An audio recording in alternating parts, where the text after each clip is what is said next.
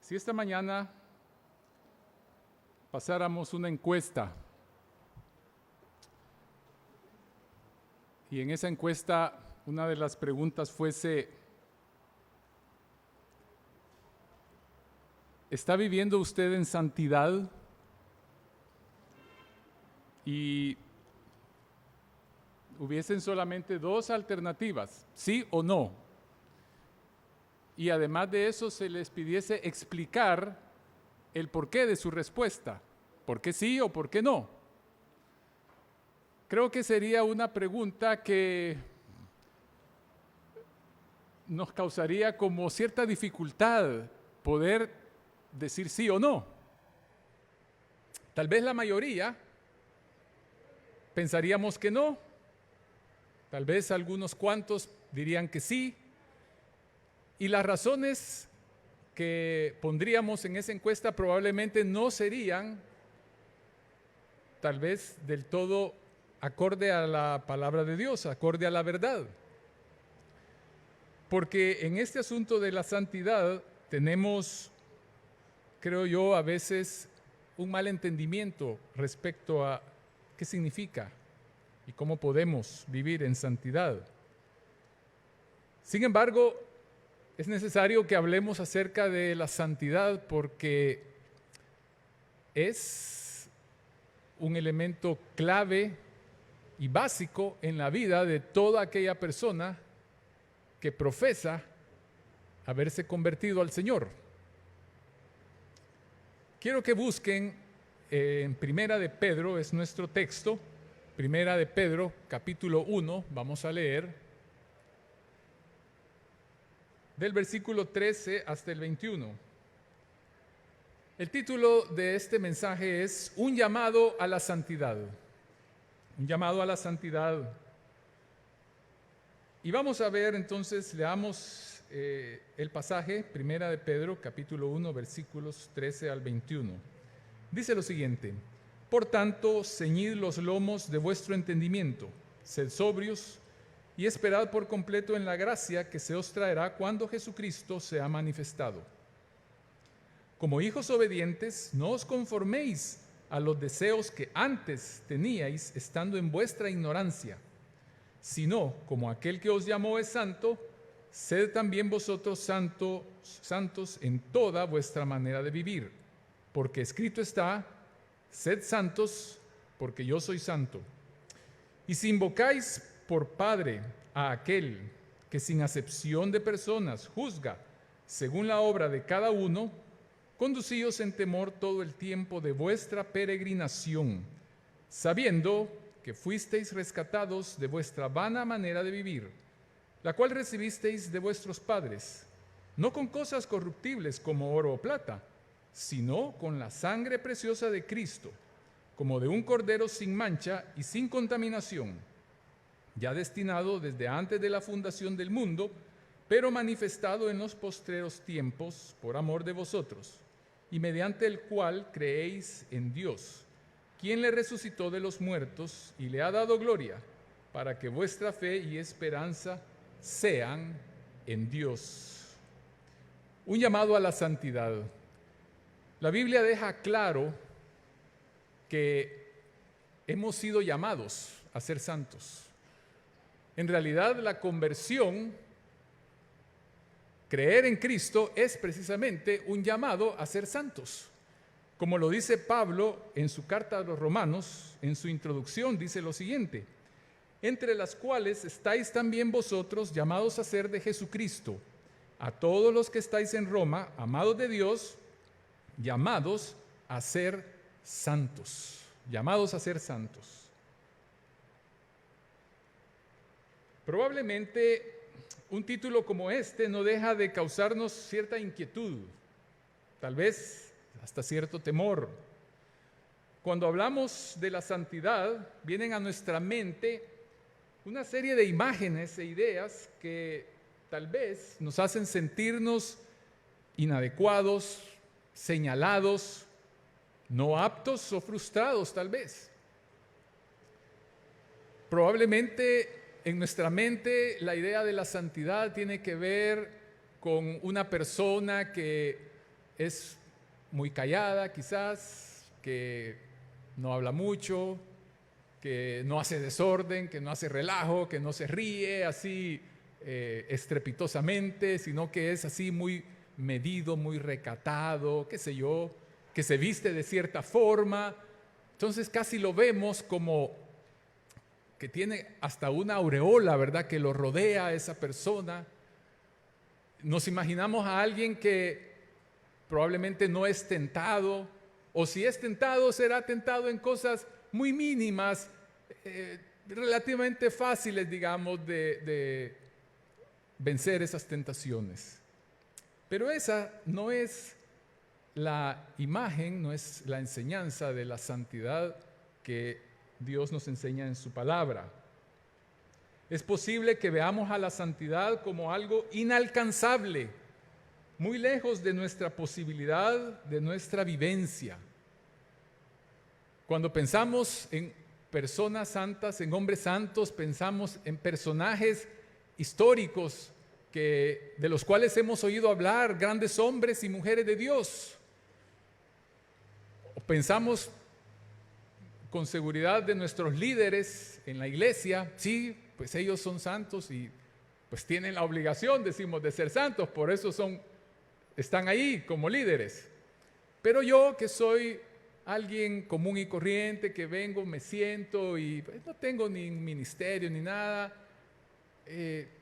pues si yo soy santo o no soy santo, como que eso no tiene mayor relevancia, mayor trascendencia.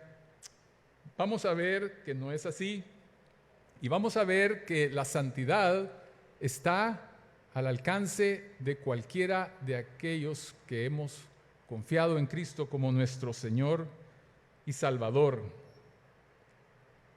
Tal vez, como les digo, pensemos que es algo para pastores, diáconos, líderes, una especie de élite espiritual que está en las iglesias, a la cual es como difícil llegar, accesar, formar parte de ese grupo.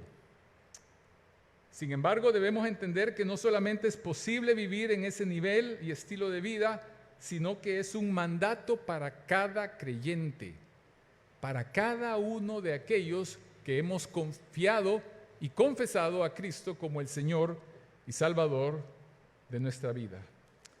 La santidad para cualquier cristiano no es una opción, no es una alternativa de decir yo quiero o no quiero. No, es un mandato, es un llamado, como lo hemos visto aquí, que hemos sido llamados a ser santos. Es un llamado a la obediencia, un llamado a ser radicalmente diferente, a ser distintos en nuestro estilo de vida, nuestra manera de pensar, diferente a la de aquellos que no conocen al Señor. No hay nada en la Biblia que indique que la santidad es algo exclusivo para un grupo selecto de creyentes. No, la santidad es algo para todos los que hemos creído en el Señor. Tampoco hay algo en la Biblia que diga que es un mandato, como digo, que podemos obedecer o no. El Señor espera que seamos santos. Si una persona que profesa el cristianismo no vive en santidad, solamente hay dos opciones. Ahora, esto que voy a decir probablemente pueda parecer muy fuerte, muy radical. Quisiéramos tal vez encontrar un punto medio, ¿verdad? Algo que se ajuste a nuestra realidad o algo que se ajuste a nuestra comodidad espiritual. Pero en realidad, bíblicamente hablando, solamente hay dos posibilidades si una persona no está viviendo en santidad. Número uno, no es un creyente y no ha nacido de nuevo. Y es que una persona que no es cristiana, en realidad, que no se ha convertido, no puede vivir en santidad, es imposible. Y estamos hablando de la santidad bíblica, de la santidad de Dios, no de una falsa santidad. Para poder ser santo, Dios debe de habitar en nuestras vidas. Me sucedió algo un poco gracioso con este aparatito en el culto anterior. Me dieron las instrucciones de cómo funcionaba. Y bueno, no es la primera vez que yo uso esto, ¿verdad? Cuando daba clases en la universidad usaba. Pero empecé mi mensaje y yo lo empecé a usar y yo apretaba y señalaba para donde me habían dicho que había que señalar. Y yo veía que las diapositivas cambiaban. Entonces, bueno, dije yo, pues lo estoy haciendo bien. Cuando finalizó el culto, se me acerca el hermano de la cabina y muy cordialmente me dice: hermano, quiero explicarle algo en cuanto al control. Ah, bueno, le dije yo, está bien. Lo voy a ir a traer, me dijo. Ah, bueno. Entonces vino y se lo llevó y me dijo: mire, hermano, este botoncito que está aquí, lo primero que debe hacer es encenderlo, me dijo. Wow, dije yo, pequeño error el que cometí. Yo creí que estaba haciéndolo bien porque veía que las diapositivas cambiaban, pero en realidad quien me estaba haciendo todo el trabajo era el hermano allá en la cabina. Hoy sí ya lo encendí, ¿verdad? Eso le puede pasar a alguien que no es cristiano. Cree que tal vez está viviendo en santidad, pero no puede tener una santidad bíblica porque no tiene el poder de Dios para hacerlo. No es un creyente, no ha nacido de nuevo. Y la segunda posibilidad es que, siendo un creyente, sea un creyente desobediente y negligente. Desobediente y negligente. Porque hemos recibido un mandato del Señor a ser santos. Y hemos recibido el poder para ser santos. Para ambas posibilidades hay solo una solución: arrepentimiento y obediencia en fe. Para ambas posibilidades, una sola opción: arrepentimiento y obediencia en fe. Para el no creyente, ¿qué significa eso? Pues significa tomar el paso para pasar de muerte a vida, nacer de nuevo, cambiar su naturaleza. Dice Pablo en Efesios: y Él os dio vida a vosotros cuando estabais muertos en vuestros delitos y pecados. Toda persona que nace, desde el momento en que es concebida, ya es pecadora, ya tiene una naturaleza pecaminosa. No ha cometido ningún pecado, pero ya tiene una naturaleza pecaminosa. ¿Cómo puede ser eso?, dice uno. Bueno, es la naturaleza que heredamos de Adán y Eva, tal como dice Pablo ahí, que por medio de Adán el pecado entró a la humanidad y se va transmitiendo de una generación a otra. Aún sin haber cometido un pecado, una criatura recién nacida es pecadora y está destituida, está apartada, está sin opción a disfrutar de la gloria de Dios. Eso lo dice claramente la Escritura. Cuando Pablo en una ocasión estaba relatándole a un rey, a un gobernante, su conversión y cuál era la misión que el Señor Jesucristo le había dado, le dice lo siguiente: que el Señor le había dicho esto, para que abras sus ojos, para que se conviertan de las tinieblas a la luz y de la potestad de Satanás a Dios, para que reciban por la fe que es en mí perdón de pecados y herencia entre los santificados. Esa es la conversión. Toda persona que ha decidido, ha puesto su confianza en el Señor, pues ha pasado de la potestad, del poder, de la autoridad del diablo, ha pasado al reino de Dios. Y en el reino de Dios es donde el Señor nos manda a que seamos distintos, radicalmente diferentes. Una diferencia que se tiene que ver no porque vengamos a la iglesia los domingos o los miércoles, o porque traigamos una Biblia, o porque escuchemos música cristiana.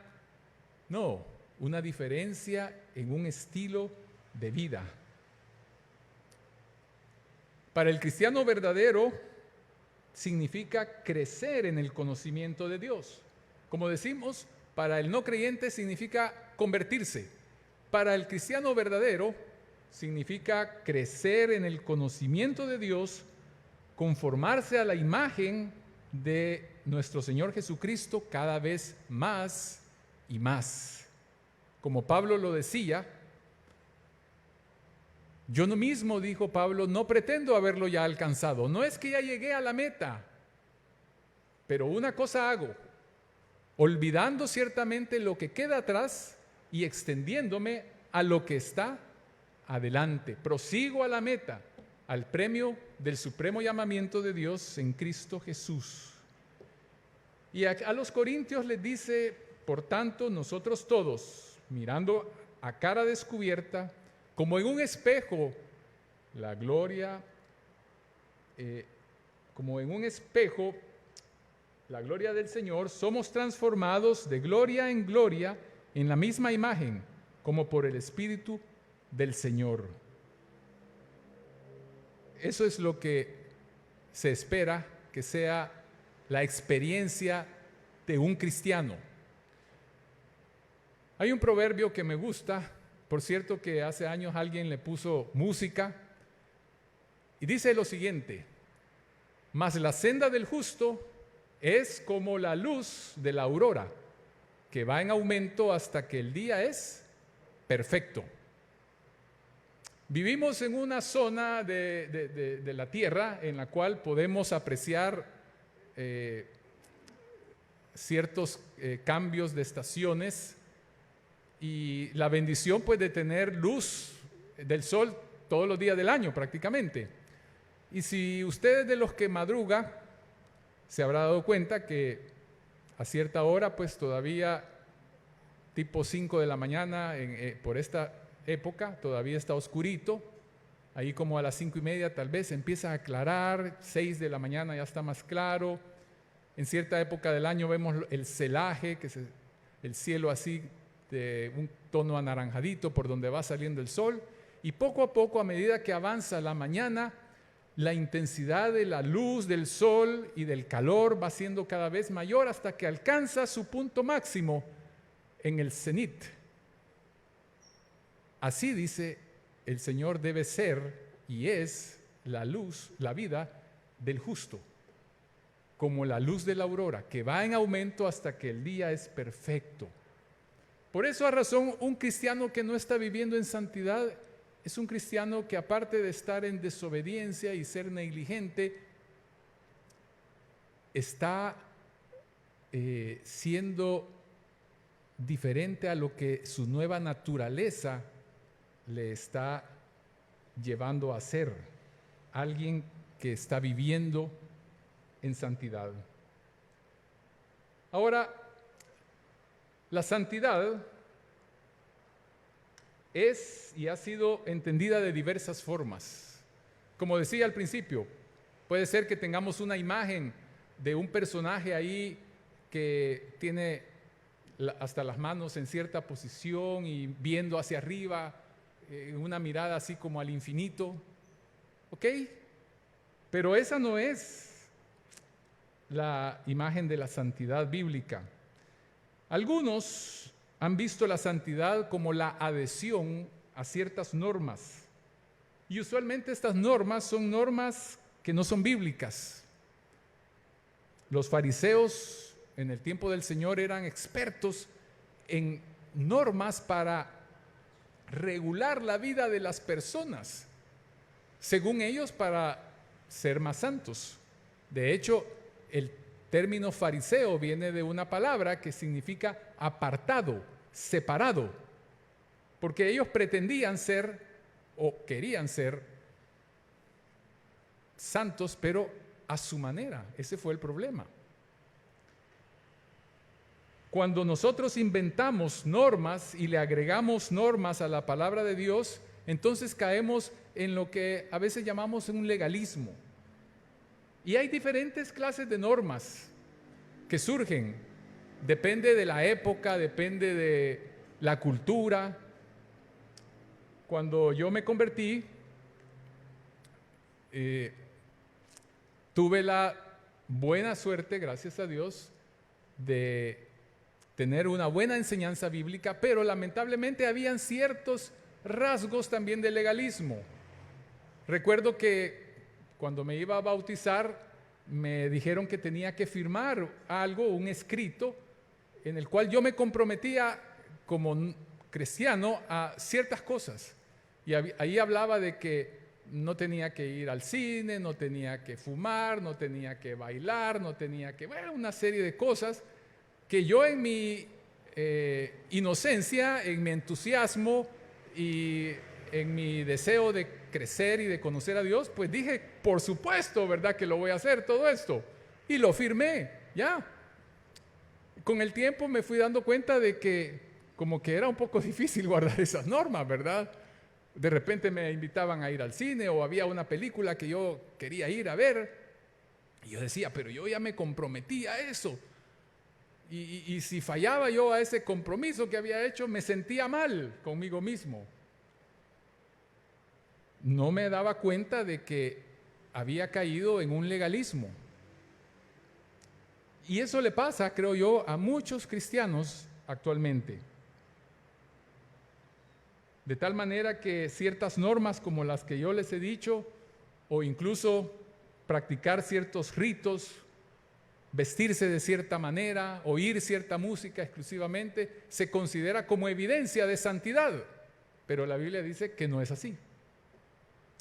Esa tendencia está presente prácticamente desde la creación misma. Cuando Eva fue tentada y el diablo le dijo que comiera, la serpiente le dijo que tomara del fruto, ella le dijo, no, dijo, porque el Señor nos ha dicho que de este fruto no debemos de comer ni tocarlo. El Señor no les había dicho que no tocaran, les había dicho que no comieran. Pero ella le agregó. ¿Por qué le agregó? Probablemente porque quizás quería como ser más santa de lo que realmente Dios quería que fuese. No sabemos. El asunto es que le agregó y así somos nosotros. Empezamos a agregar cosas y a juzgarnos a nosotros mismos por medio de esas normas y a juzgar a los demás.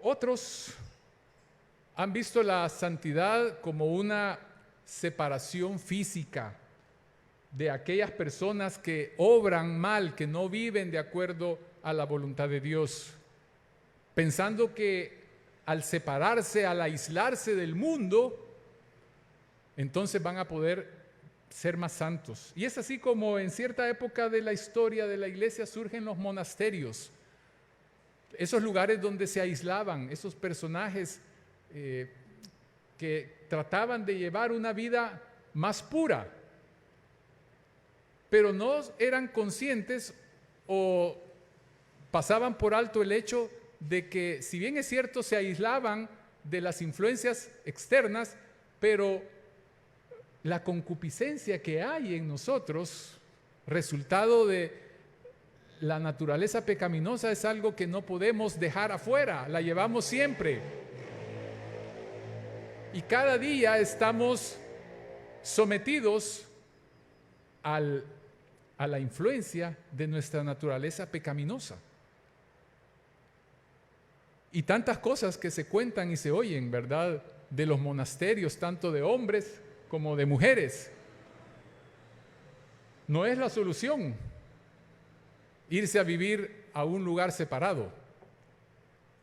Pablo dice que sería en ese caso necesario salir del mundo físico, algo que es obviamente imposible.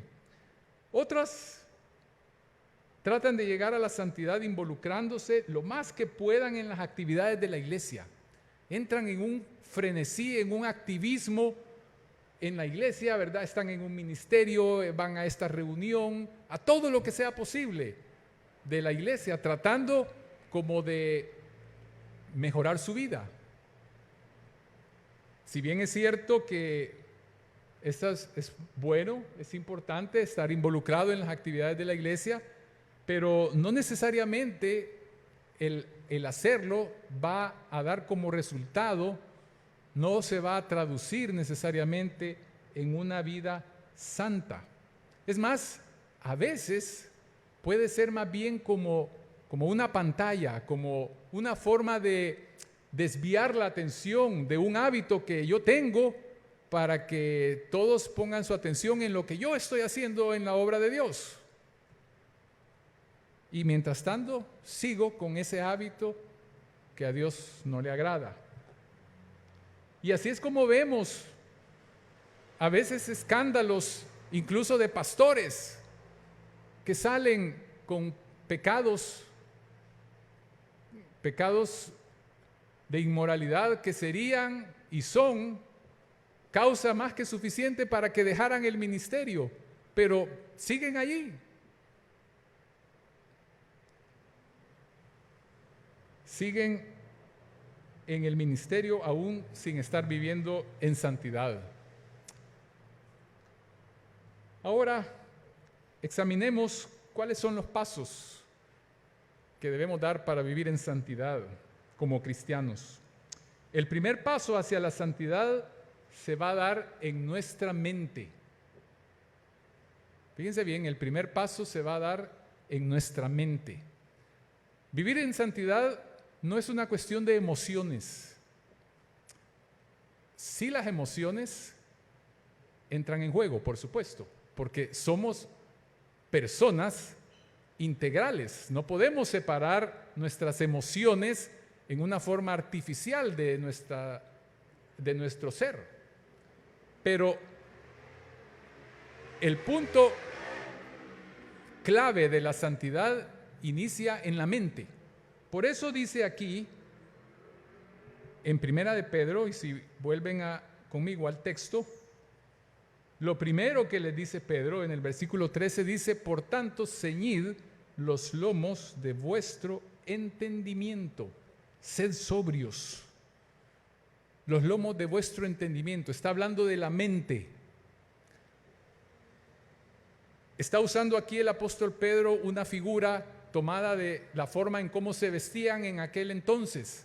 En aquel entonces, pues, no había, los hombres no usaban pantalones como usamos en la actualidad, sino que todos se vestían con una túnica, ¿verdad?, larga y amarrada, sujetada con un cinto. Y cuando tenían que hacer ciertas actividades que demandaban más actividad física, entonces usaban el cinto para amarrarse bien la parte más inferior de esa túnica, de tal manera que no les estorbara a la hora, digamos, de tener que correr o de tener que caminar largas distancias. Tenían que ceñirse. Y es lo que Pedro les está diciendo aquí: ceñid los lomos de vuestro entendimiento, de vuestra mente. Pablo lo dice de otra manera en Romanos. Dice: transformaos por medio de la renovación de vuestro entendimiento. Puede ser que nosotros, a lo largo de los años que tenemos de estar asistiendo a la iglesia, escuchando mensajes, hemos adquirido cierto conocimiento bíblico, ciertos datos, cosas que no sabíamos antes, ¿verdad? Como por ejemplo que la Biblia tiene 2 secciones, está el Antiguo, el Nuevo Testamento, que el Antiguo tiene tantos libros, el Nuevo tiene tantos, que fue escrito en tal idioma, quién escribió tal carta, etcétera. Hay una serie de datos importantes, ¿verdad? Pero que no necesariamente eso va a cambiar nuestra forma de pensar. Se requiere que, para poder ser santos, que nuestra forma de pensar esté acorde a los pensamientos de Dios.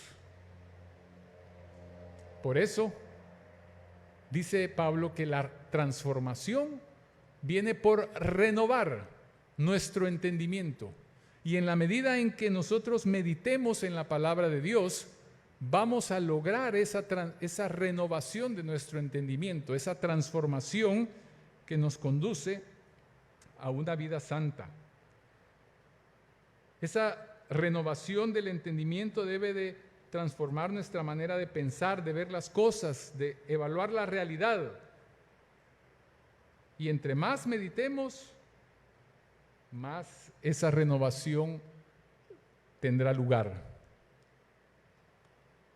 La palabra de Dios entonces es central, es clave para una vida de santidad. Alguien que no medita en la palabra no puede vivir en santidad, en la santidad bíblica.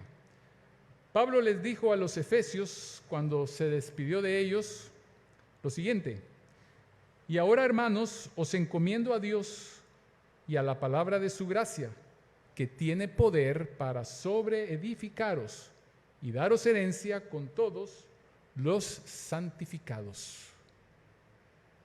¿Cuánto tiempo dedicamos a meditar en su palabra? Debería de ser todo el día, porque eso es lo que el Señor quiere, que constantemente estemos meditando en ella. No necesariamente leyéndola, no, meditar, pensando en ella, haciendo que nuestros pensamientos se vuelvan como los pensamientos de Dios. Dijo Pablo a Timoteo: toda la escritura es inspirada por Dios y útil para enseñar, para redarguir, para corregir, para instruir en justicia, a fin de que el hombre de Dios sea perfecto, enteramente preparado para toda buena obra. Lo que nos va a hacer perfectos es la palabra de Dios.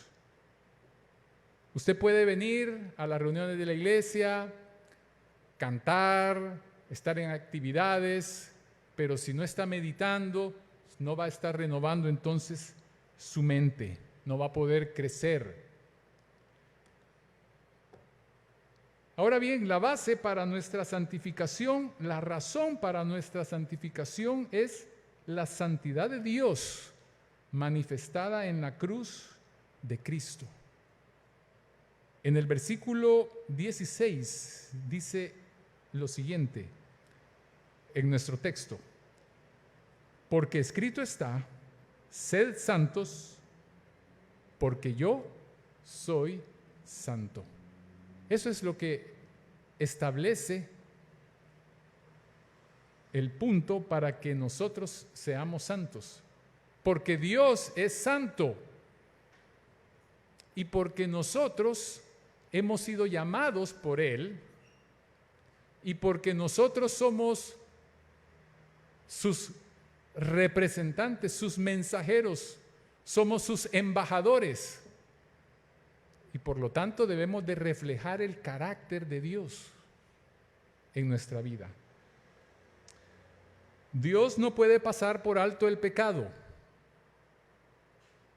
Y a fin de poder perdonar al pecador y al mismo tiempo manifestar su carácter santo y justo, Jesucristo murió en la cruz como un sacrificio para lograr todos esos propósitos. Cuando el Señor Jesucristo muere en la cruz, no solamente paga por nuestros pecados, sino que Él manifiesta la santidad y la justicia de Dios, porque Dios tenía que castigar el pecado, tenía que juzgarlo, tiene que hacerlo, pero para no hacerlo a nosotros, que lo merecemos, ese juicio lo traslada al Señor Jesucristo y Él lo toma sobre sí, sufre esa muerte, esa separación de Dios que nosotros merecemos, y entonces provee la base para que nosotros podamos ser perdonados y justificados.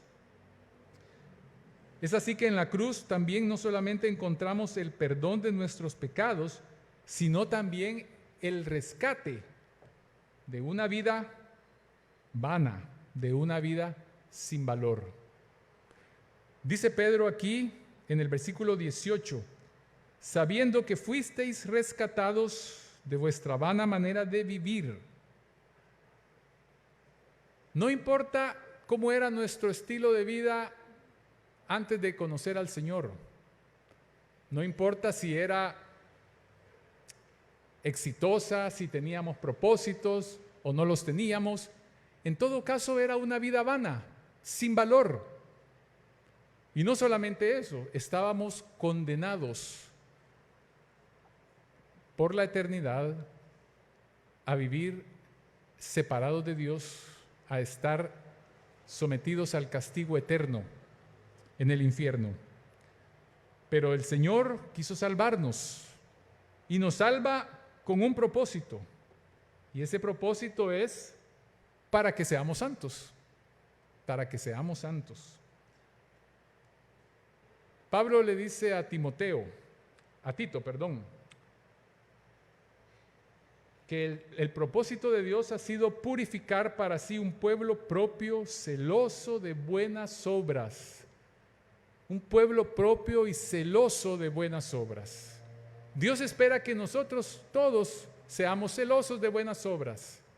Ahora, estas buenas obras hay que entender que no se refiere a cosas como ir, digamos, un día a darle comida a los niños huérfanos, o que vamos a ayudar a la gente que vive en una comunidad pobre y a darles atención médica.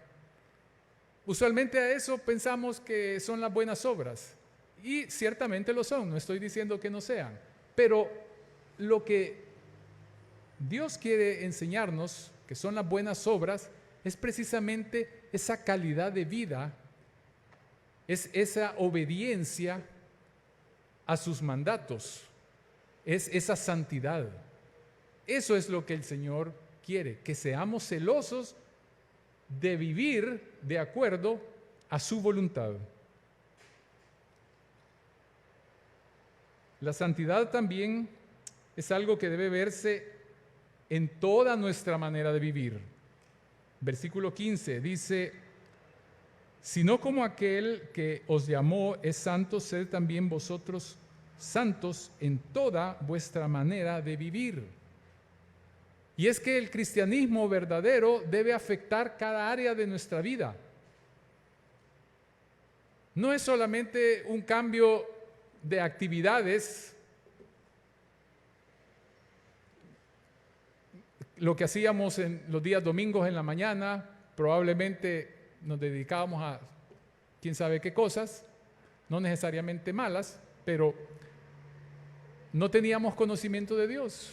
Y entonces nos convertimos y hoy asistimos con la mayor regularidad posible a la iglesia, a las reuniones domingos, a veces miércoles y a otras reuniones. Pero, y entre semana, como decimos, el resto del tiempo, ¿qué pasa? ¿Qué hay en nuestras vidas?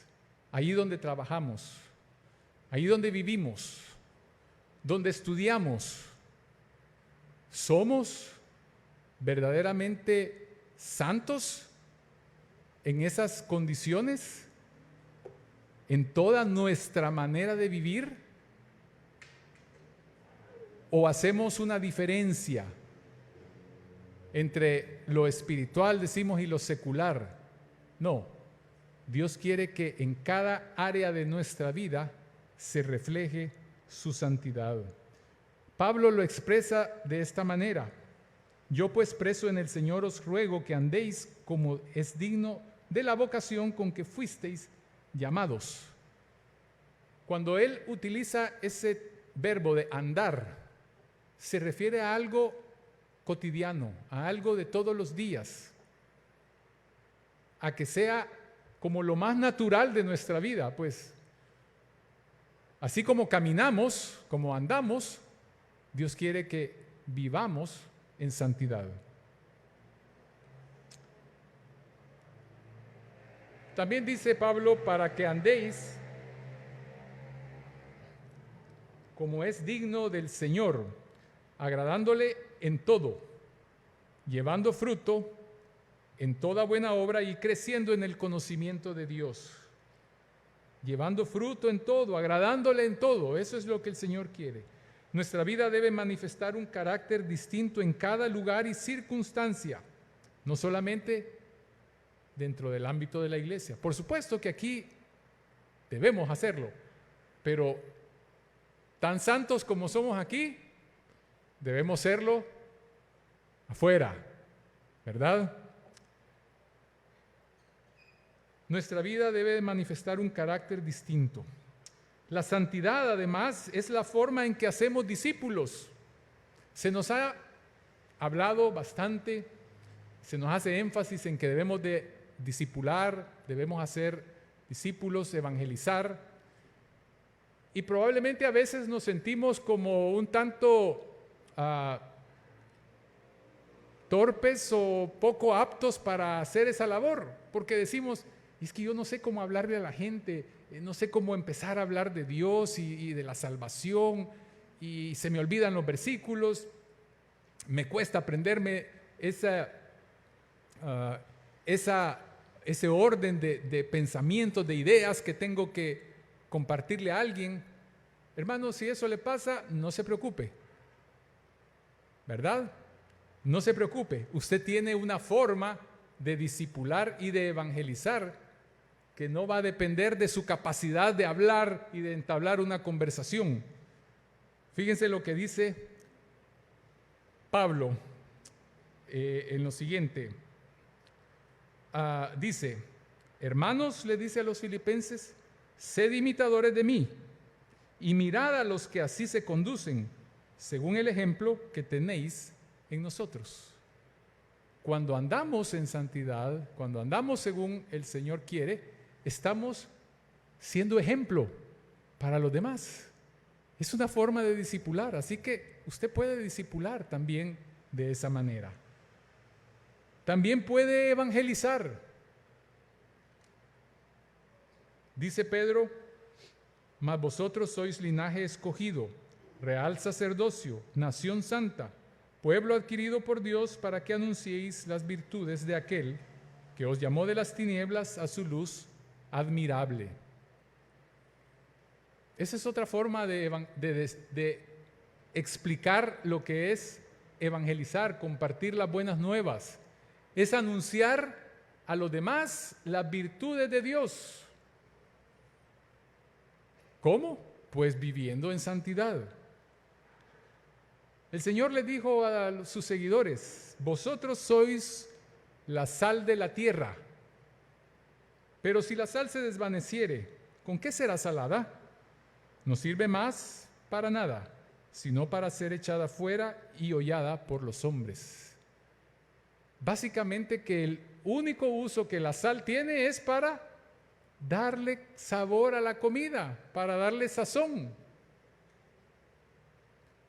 Si la sal perdiera su sabor, ¿qué haríamos con la sal? Pues no nos sirve de nada. Así es cuando un cristiano pierde su sabor, el sabor de la santidad. Pierde eficacia. No es útil en el reino de Dios.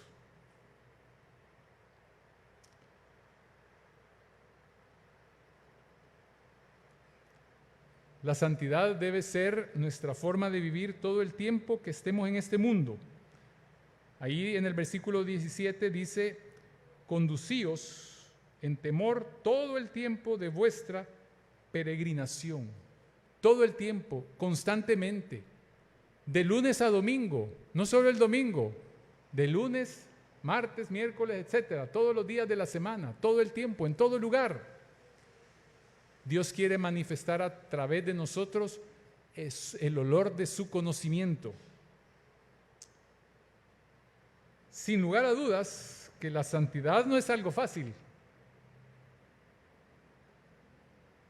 Requiere dedicación, perseverancia, un firme propósito, una disposición para pagar el precio y tomar cada día nuestra cruz.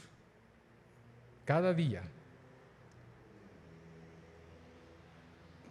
En la Biblia se nos dan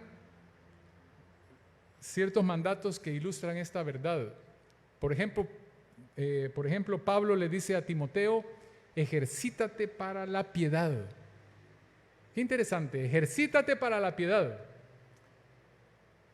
Cuando yo leo esto, pienso en todos esos famosos atletas físico-culturistas, ¿verdad? Que tienen cuerpos, pero musculosos. ¿Cómo creen ustedes que alcanzaron eso? ¿Será que algún día se sentaron y dijeron, me voy a concentrar en ser un superatleta? Y se ponen a pensar mucho en eso.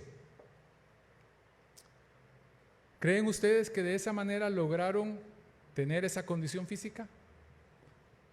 Seguramente que no, ¿verdad? Es más, si ese fuese el método que han seguido, más bien estarían con sobrepeso, ¿verdad? Porque pasarían comiendo, pensando ahí sin actividad física, pero no, es algo que ha requerido ejercitarse. El Señor dice que debemos de ejercitarnos para la piedad y eso requiere esfuerzo. También dice, corramos con paciencia la carrera que tenemos por delante, puesto los ojos en Jesús. Corramos, está hablando de algo activo, no algo pasivo. Y debemos de correr con un objetivo definido en nuestra mente, y es Jesús, el autor y consumador de la fe. Parecernos a Él, ser como Él. Eso fue lo que dijo el apóstol Pablo. También ahí en Hebreos se nos dice lo siguiente: considerad a aquel que sufrió tal contradicción de pecadores contra sí mismo, para que vuestro ánimo no se canse hasta desmayar. ¿De quién está hablando? De Jesucristo.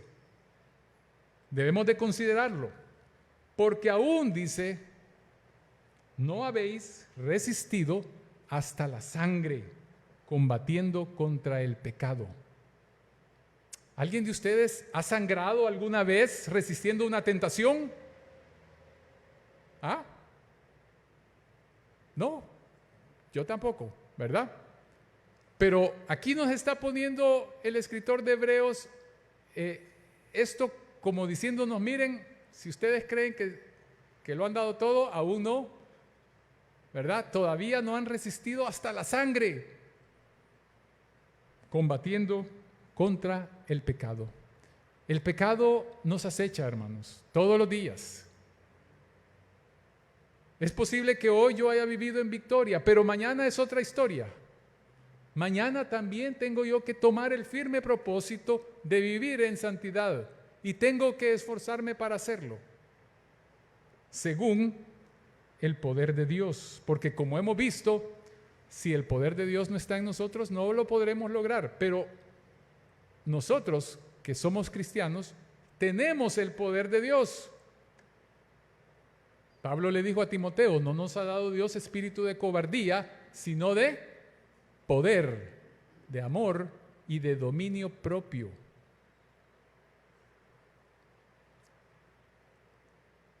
Pablo también le dice a Timoteo, mas tú, oh hombre de Dios, huye de estas cosas y sigue la justicia, la piedad, la fe, el amor, la paciencia, la mansedumbre. Pelea la buena batalla de la fe. Echa mano de la vida eterna, a la cual asimismo fuiste llamado, habiendo hecho la buena profesión delante de muchos testigos. Hermano, ¿está peleando usted la buena batalla de la fe cada día? ¿O ya se dio por vencido? Ya dijo, no, es imposible, yo este hábito, este pecado no lo puedo abandonar. Si usted está pensando así, déjeme decirle que el pecado lo ha engañado, que el diablo lo ha engañado, porque el Señor dice que sí podemos, en su poder, vencer. De hecho, Él nos ha dado la victoria. Dios, en su misericordia, nos promete recompensas por una vida de santidad. tiene sus recompensas. Dice Pablo: por lo demás me está guardada la corona de justicia, la cual me dará el Señor juez justo en aquel día, y no solo a mí, sino también a todos los que aman su venida. ¿Cuántos quieren la corona de justicia? Yo espero que todos la querramos, la anhelemos, pero hermanos, tiene un costo: vivir en santidad. Aquí Pablo se refiere a alguien que está amando la venida del Señor, y yo pienso, bueno, ¿cómo quisiera yo o cómo quiero yo, si es que el Señor viene antes de que yo muera, cómo quiero yo que el Señor me encuentre? ¿Viviendo una vida de desobediencia o viviendo una vida fiel a Él? ¿Cómo quiere usted que el Señor lo encuentre? ¿En fidelidad, en santidad? Para que usted no se aleje avergonzado, como dice en Primera de Juan, para que no nos alejemos de él avergonzados, dice. ¿O queremos estar seguros de que nos va a encontrar haciendo su voluntad en nuestra vida? Pedro dice lo siguiente: por lo cual, hermanos, tanto más procurad hacer firme vuestra vocación y elección, porque haciendo estas cosas no caeréis jamás, porque de esta manera os será otorgada amplia y generosa entrada en el reino eterno de nuestro Señor y Salvador Jesucristo. Yo me imagino, no sé si así va a ser, pero imagino que cuando lleguemos al cielo, allá estará un comité de bienvenida. Dice el Señor que hay una multitud de testigos que nos rodean en los cielos. ¿Cómo quiere usted ser recibido en el cielo? ¿Con aplausos? ¡Bravo! ¡Aquí viene! ¡Eso lo lograste! ¿O una multitud callada, sin decir nada? Bueno, aquí viene, ¿verdad? Porque tenía que venir, pero no es como para celebrarlo así de ¡qué bárbaro! Lo lograste, peleaste la buena batalla. No sé, es solamente una imaginación que se me viene a la mente. Pero dice aquí que si nosotros vivimos en santidad, vamos a tener, dice, a recibir una amplia y generosa entrada en el reino de nuestro Señor. Dios quiere que vivamos en santidad, nos ha provisto del poder para hacerlo, su Espíritu vive en nosotros, así que no tenemos excusa para no hacerlo. Y si no lo estamos haciendo, como decía al principio, una de dos: o alguien no es creyente verdadero y necesita examinar su fe, necesita examinarse a sí mismo, o si es cristiano verdadero y no está viviendo en santidad, está siendo negligente y desobediente, porque Dios quiere que avancemos, crezcamos en santidad. Vamos a pedirle al Señor que nos ayude cada día a tomar esa firme determinación al iniciar cada día y decir: Señor, hoy quiero vivir agradándote, viviendo como tú quieres en todo. Dame la gracia, dame la misericordia que necesito para lograrlo.